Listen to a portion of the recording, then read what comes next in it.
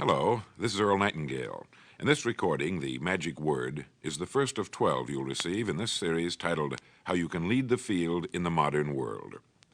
Before we start, I'd like you to know that I'm not going to try to tell you how to live your life. That's none of my business, nor is it anybody else's business. That's your business. Nor is this Lead the Field program a collection of pleasantries, platitudes, or Pollyanna.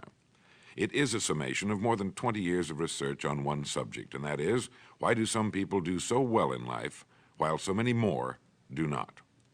And the first thing let's talk about is the magic word. The experts call it the most important word as far as the results we get from life are concerned in this or any other language, and that word is attitude. It is our attitude toward life which will determine life's attitude toward us. Let's face the fact honestly that we shape our own lives, and the shapes of them will be determined by our attitudes. A person with a poor attitude toward learning, for example, isn't going to learn much until he changes his attitude. If we take the attitude that we cannot do something, we generally will not do it. An attitude of failure, and we're whipped before we start. So we know then that what we receive from life, what we accomplish or fail to accomplish, is due in large measure to our overall attitude. William James of Harvard University put it this way: "The greatest discovery of my generation is that human beings can alter their lives by altering their attitudes of mind." And isn't it wonderful that we have this measure of control? Before we start talking about our attitude toward the world, let's talk about our attitude toward ourselves, since it is the attitude we take toward ourselves which determines our attitude toward the world. Now, right here we come to a rather strange fact. We're so familiar with ourselves, we tend to take ourselves for granted. We tend to minimize the things we can accomplish, the goals we can reach, and for some equally strange reason, believe others can accomplish things in our field which we cannot. There are literally millions of human beings living narrow, darkened, frustrated lives, living defensively, simply because they take a defensive, doubtful attitude toward themselves, and as a result, toward life in general. Many people are suspicious of and oppose change, yet change is the one thing in life on which we can absolutely count. People who stay young all the years of their lives not only welcome change, but see it for what it really is: new opportunity, new chances for further fulfillment. Attitude is a reflection, a result of a person's will. It is incalculably powerful. It can bring about marvelous results for us, but we need to train it patiently, day by day. Now let's talk about the attitudes of people who are successful, the top 5% of the people who go sailing through life from one success to another and who, even when they fail at something, shrug it off and head right out again.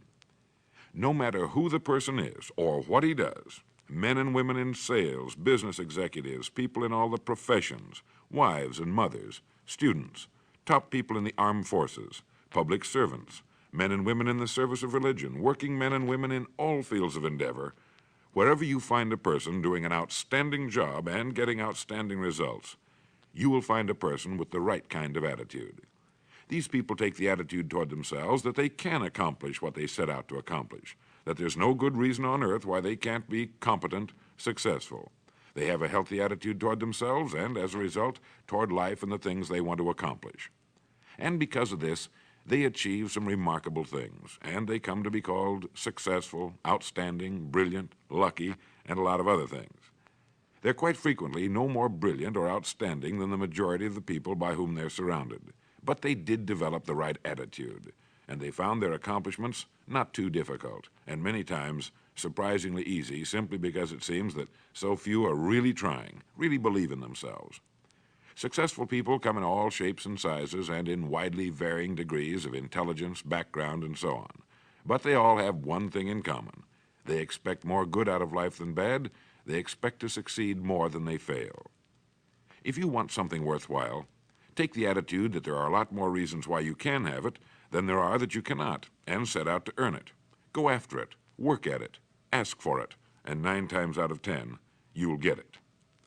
Our environment is really a mirror of our mental attitude. If we don't like our environment, we have to change our attitude first. Now, the world plays no favorites. It's impersonal. It doesn't care whether we change or not. Adopting a good, healthy attitude toward life doesn't affect the world and the people in it nearly as much as it affects us. It would be impossible to even estimate the number of jobs which have been lost, the number of promotions missed, the number of sales not made, the number of marriages ruined by poor attitudes. But you can number in the millions the jobs which are held but hated, the marriages which are tolerated but unhappy, all because of people who are waiting for the world and others to change toward them, instead of being big enough and wise enough to at least make a test which will prove beyond any shadow of a doubt where most or at least a big part of the trouble lies. Studies made of the lives of literally thousands of successful people have shown that they radiate confidence, assurance, they expect success, and they get success. You can spot these people by the way they walk, by the way they look and act. You can feel it about them when they enter a room. They may be short and fat, or tall and thin, or any combination in between, but they have about them the attitude of success. In the record Greener Pastures, I'll get into this next statement, but right now I want you to realize, if you don't already, that in 5 years or less, you can get right to the top of the work you're now doing. I know this, but the important question here is, do you know this? The minute you do know it, you'll have this right attitude I'm talking about. The easiest and most effective means of forming a good attitude habit is to begin to act as though you have a good, positive, expectant attitude toward life. That's right. Begin right now to walk, act, and look as though you belong to this group. If you're already in the top 5%, you'll know what I mean. If you've never tried it, you'll be amazed at what happens. Actions trigger feelings, just as feelings trigger actions. Now, let me tell you of a little test you can make which will prove beyond any shadow of a doubt that a good attitude can change a person's life as dramatically as walking from a darkened room into the bright, clear light of day. Not long ago, I read a line which went, "Life is dull only to dull people." This is true, but it also could have read, "Life is interesting only to interesting people," or "Life is successful only to successful people." Now, what I'm trying to say is that you must first become, mentally, from an attitude standpoint, that which you wish to achieve. A famous restaurateur was being interviewed by a reporter who asked, "When did you become successful?" He replied, "I was successful when I was sleeping on park benches, because I knew what I wanted to do and that I would do it." In short, his attitude had been one of success, of expecting success, long before the material, the tangible rewards of success had been earned. We'll get into this particular phase of Lead the Field in record number 3, A Worthy Destination.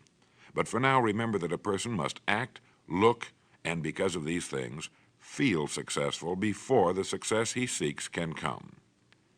Chances are you know people who seem to be what others call lucky. All kinds of good and wonderful things seem to happen to them, and they give the impression of happily sailing through life, having a wonderful time, and getting more accomplished in a year than most people do in 5. This has been figured out fairly scientifically, and if anyone will conscientiously go about the test I'm going to recommend, and stay with it every day for the next 30 days without fail, that person can join this small, happy, and extremely productive group of people. He'll find himself becoming lucky, as they say, and most of his problems will pretty well take care of themselves. Of this you can be sure. The results will be nothing short of amazing. Now, it makes no difference how good a person's attitude has been in the past. Anything can be improved upon, and it's the small refinements upon something already good that makes it great. So here's the test. For the next 30 days, act toward the world, everything and everyone with whom you come in contact, with the attitude which represents the kind of results you want to achieve. That is, if the result you want is more success in what you're doing, act as though you are already in possession of the success you seek. If you want others to treat you with admiration and respect, treat others with admiration and respect first. Have you ever stopped to think of this? Every human being on earth is the most important human being on earth as far as he or she is concerned. You may never get anyone to admit it, but it's a fact. So for the next 30 days, treat every person with whom you come in contact as the most important person on earth, remembering as you do so that as far as that person is concerned, he is. Now, the reason I say treat everyone in this fashion is mainly because this is the way human beings ought to treat each other, and because it will help you form a habit that will bring you amazing and delightful results for the rest of your life. Have you ever noticed that the higher you go in any organization of value, the nicer the people seem to become? You see, the bigger the person, the easier it is to talk to him, to get along with him, to do business with him. Do you know why? It's because he's got a good attitude, and people with the best attitudes just naturally gravitate toward the top. So for 30 days, act toward others and the world at large in exactly the same manner you want the world and others to act toward you. Treat your wife or husband as the person he or she really is, the most important person in your life, and the same with the children. Carry out into the world each morning for 30 days the kind of attitude you would have if you were the most successful human being on earth. And notice how it quickly develops into an habitual attitude. When a person does this, he should realize he has already placed himself on the road to what he seeks. He is right now in the top 5% of the people in this or any other country. He has prepared the ground and planted the seed. He has made of himself a magnet, an embodiment of that which he seeks. Before metal can be cast into a desired shape, the mold, the expectant receptacle, must first be fashioned. Before a building can be erected, the excavation must be made and the foundation laid. And before a person can achieve the kind of life he wants, he must become that kind of individual. He must think, act, talk, walk, and conduct himself in all of his affairs as would the person he wishes to become. He is then actually that person, and the things that person would have and do will naturally come to him. Almost immediately, a change will be noticed. Irritations that used to frustrate and annoy disappear. When some less informed individual gives you a bad time, stay on the track. When someone cuts in front of you with his car or acts in any other manner that shows his ignorance and lack of courtesy, don't permit yourself to drop to his level. Pity him, for that's what he really deserves. That's the very group a person doesn't want to belong to. And if he acts like them, well, let's face it, he belongs with them. There's nothing in the world that men, women, and children want and need more than the feeling that they're important, that they're needed and respected. They will give their love, their affection, their respect, and their business to the person who fills this need. So the magic word is attitude.